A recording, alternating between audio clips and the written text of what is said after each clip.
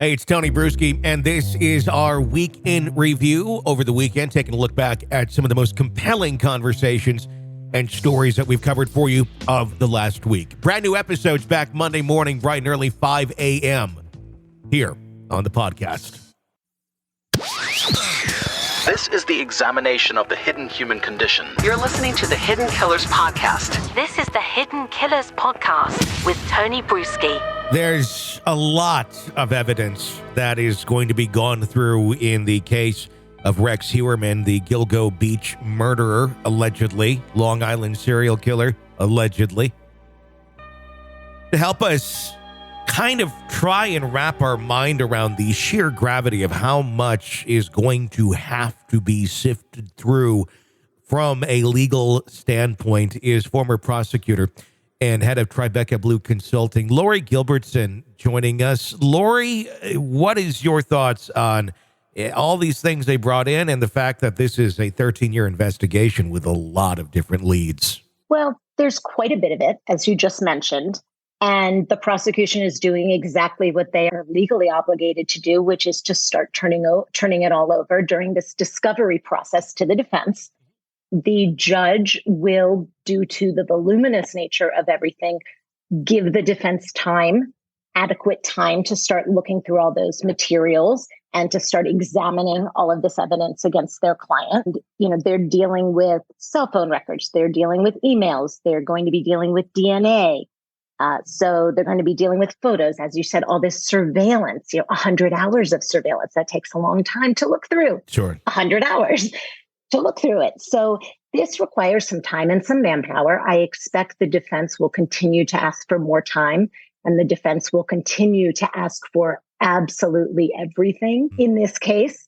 That can be a bit of a delay tactic, and I assume the prosecution is just going to continue to respond, fulfilling their legal obligations here. But it may delay things a while just due to how much there is to review. With a case like this, with so many years of having to be combed through, probably charges that still haven't been filed, how long do you see it being before this thing actually does make it to trial? A while, certainly. I mean, look, you've got speedy trial statutes which say that you need to go to trial within a particular amount of time. In a case like this, I think going to trial even in a year for a serial murder like this with 3 victims, where no doubt the defense will make a motion to sever those trials, to maybe have him tried separately for each of those. So there's so much motion practice to go through, so much discovery to go through, definitely some hearings on various evidence, probably some hearings on some expert evidence. I think a year would be the absolute minimum for this to start a trial. Probably a bit longer than that. Would it help or hurt Rex if this were to be broken up into individual trials for each individual murder? Well, if the prosecution, as I imagine they are going to here, is going to show that there are similarities, with all of these victims here, and that he had a certain MO, he had a certain type he was looking for, he had a certain way that he killed these women, then it would help him to have those severed. Obviously, if you're being tried for 1 murder in front of a jury, it looks a little different than if you're being tried for 3. Sure. And then you're a serial killer. So I do not think that these trials would be severed at all. The only way that might happen is if the defense were able to show it was way more prejudicial than probative for them to all be tried together, and that this was going to cause so much damage to him. And I don't see that happening in a case like this. What's your take on the family? Obviously, they've been through a lot of trauma. And then, of course, being ripped out of their home, the authorities coming in, investigating for 11 days, ripping things apart. Obviously, we got a chance to look at the house and into it as well. I don't think it's a far stretch to make an assumption here that this was a hoarder house. As far as who was doing the hoarding, I don't know. It could have been Rex, could have been her, could have been a little bit of everybody. He had 200 some guns. That's a sign right there. But then the boxes, it's not just, hey, the FBI went and ripped up your house. It was, I think the FBI went into a hoarder house and had to go through everything that was being hoarded there. Along with her making the statement the other day, which I'm not trying to be disparaging to them at all. I'm just finding it bizarre that my children are crying themselves to sleep at night. We're talking about a 20-some and 30-some-year-old adult.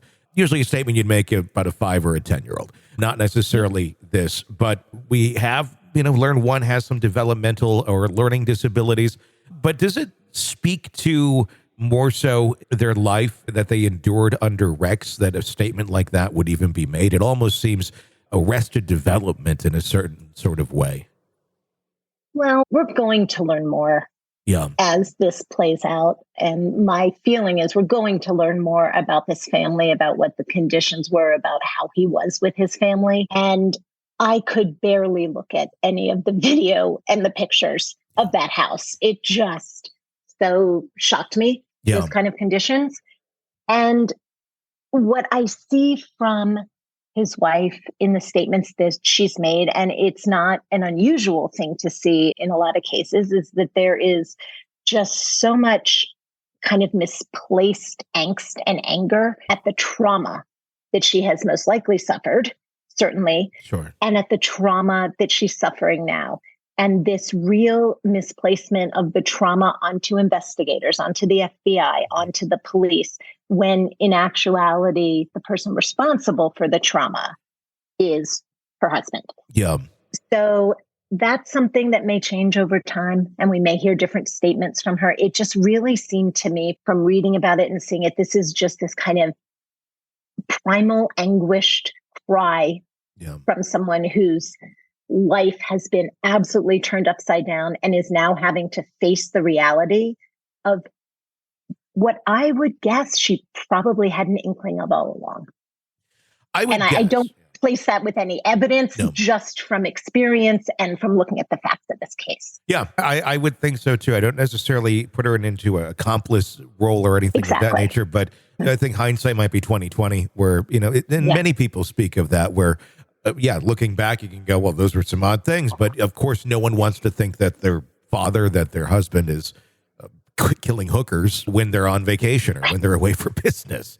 Right. So. It's a willful blindness. We see it. And we don't know. There haven't been anything that's come up as to any abuse she may have suffered or anything the children may have suffered. So when you asked about the statement of her kids crying themselves to sleep at night, it sounds a little odd. But this whole situation is incredibly odd. This is an examination of the hidden human condition. This is the Hidden Killers Podcast. The Hidden Killers Podcast. With Tony Brueski.